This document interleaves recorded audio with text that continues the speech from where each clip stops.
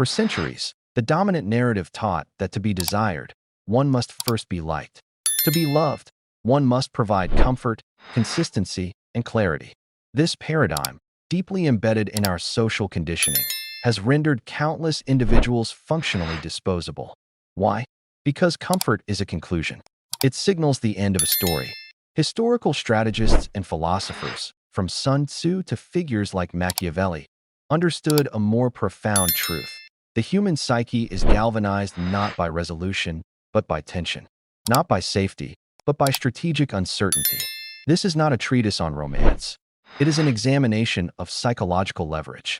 When the mind encounters a puzzle, an emotional or logical inconsistency, it cannot rest until it finds a solution. Your objective is not to become a provider of reassurance.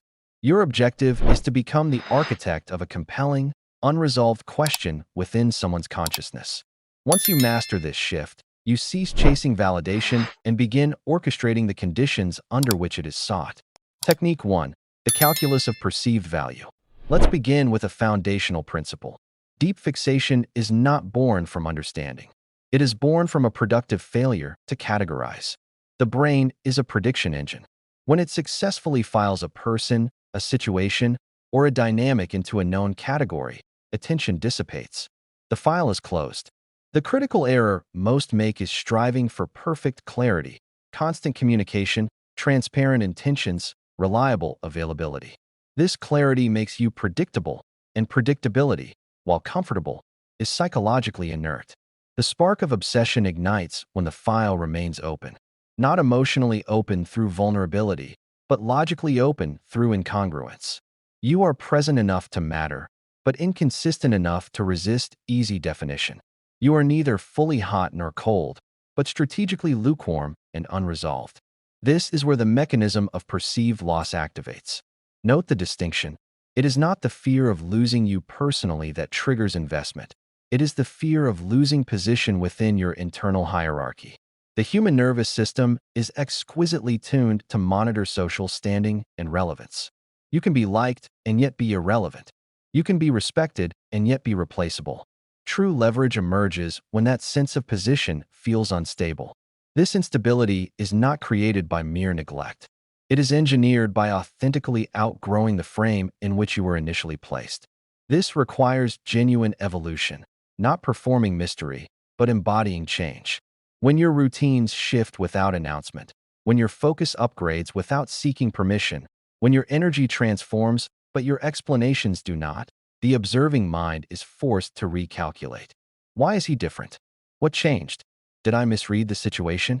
The brain despises miscalculation more than it fears rejection. It will invest cognitive resources to solve the puzzle. This is the crack in the door. An advanced application of this is strategic triangulation, social displacement. This is not about romantic jealousy. It's about subtly signaling that a person's emotional or social access to you is no longer exclusive, yet not revoked. You don't post proof of other connections. You allow the absence of confirmation to seed doubt. When someone senses they are no longer the sole reference point in your world, they begin competing with imaginary rivals. And imaginary rivals are perpetually unbeatable because they are perfect projections of insecurity. The governing rule: never confirm, deny, or stabilize the perceived loss. Stability ends the game. Ambiguity sustains it.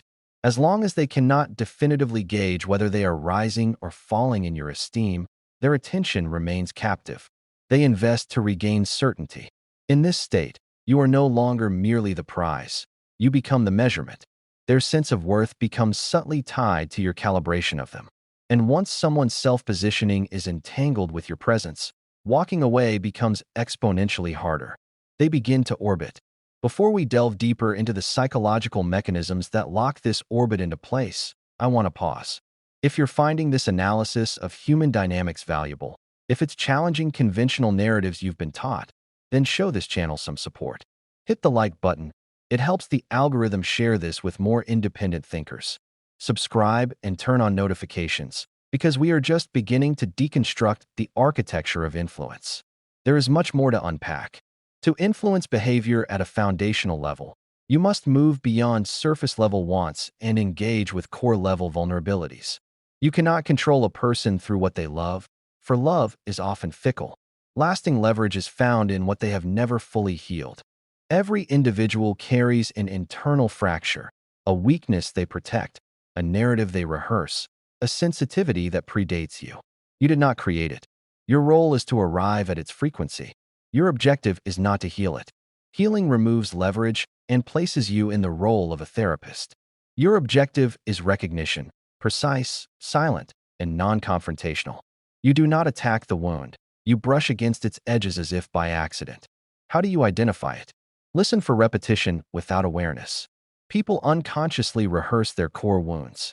What do they complain about casually yet consistently? What jokes do they tell that carry a tinge of bitterness or tension? What triggers a reaction disproportionate to the event?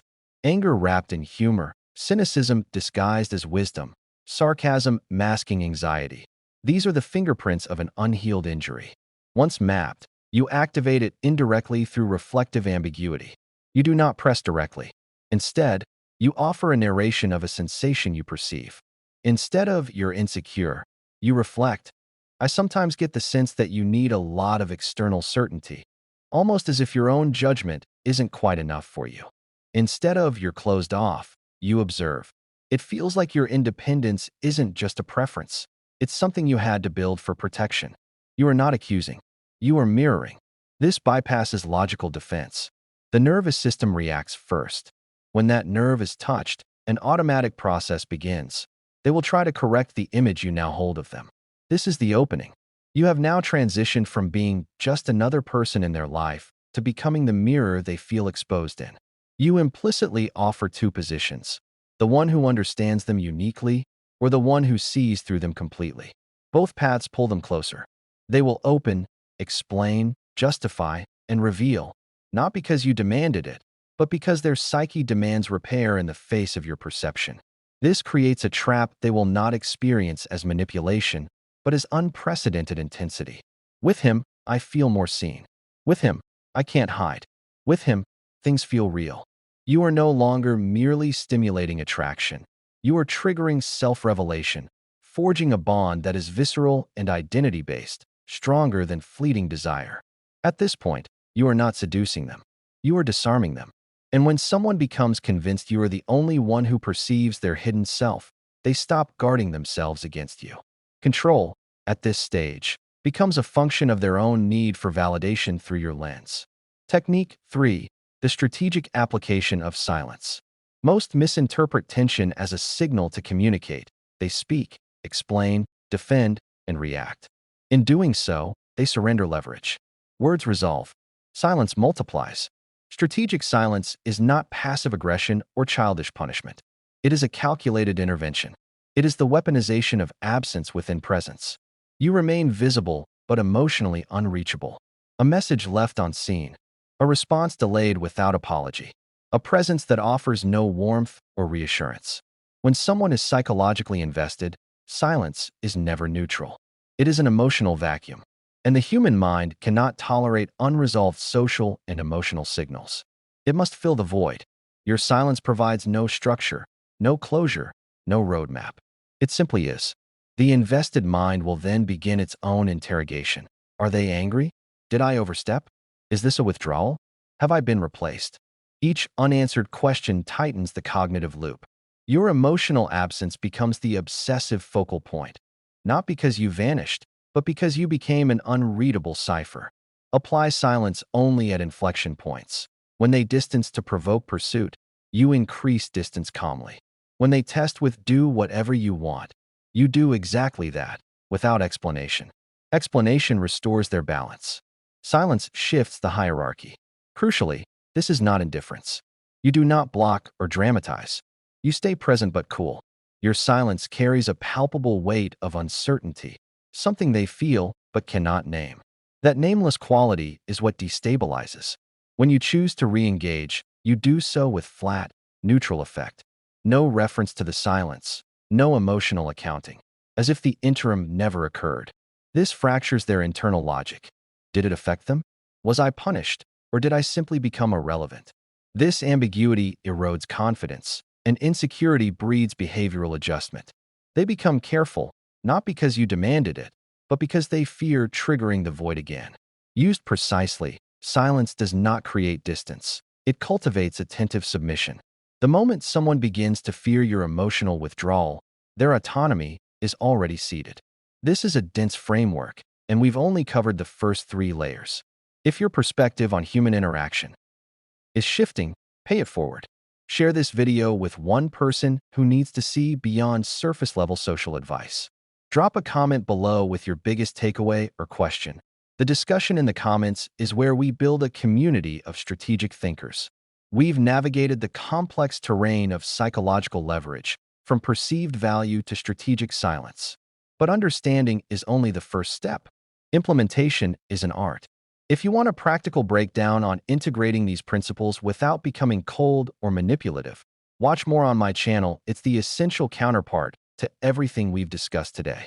So make sure you're subscribed with notifications on. Until then, your engagement fuels this channel. Like this video if it challenged you, share it to spread the analysis, and tell me in the comments, which principle presented here most contradicts what you were previously taught. I read every single one.